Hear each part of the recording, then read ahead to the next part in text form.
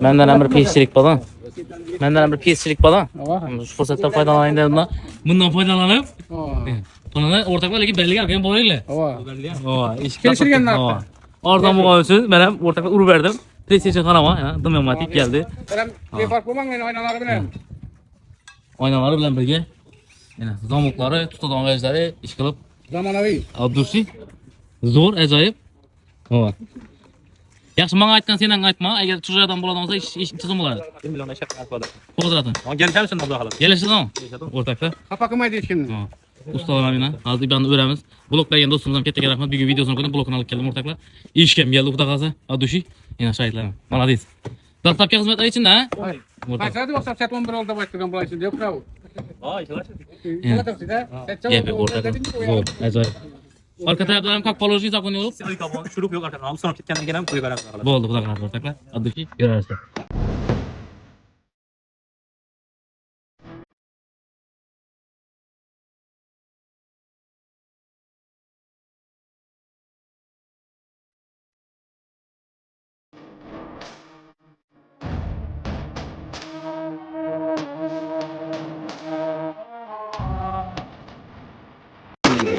Şunlar Faruk Bey, boldu mu bu?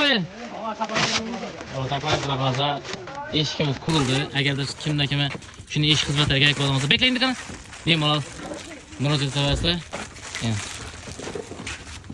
Gap buluş imkanı. Arzan sıfatlasıp, çıraylatıp, garantilayıp, dömün geçme. 91'lik 276 56 56. Telefon arası ortaklar. Mağaçımız ağzına gelişti çırak kılıp. Zastapka içinde. Var ölçep. Ustalıpka. Aynen listeleri zamoldu kıyınat hem meclisinde olur.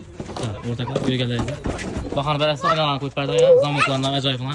Bir iş kilitli. Zorundan. Sıfatlasına koyup verdi ortaklar. Yine. Şırpat mekken. Arkalarından şurup koymuyordu halası. Arkalarından şu. Ne oldu nasıldı bunda? 22. İsa. Mekken bakı. Değişik garantisi bu. 5 yıl. İsa. İyi müracaat edeceğiz bugün. Aduşi.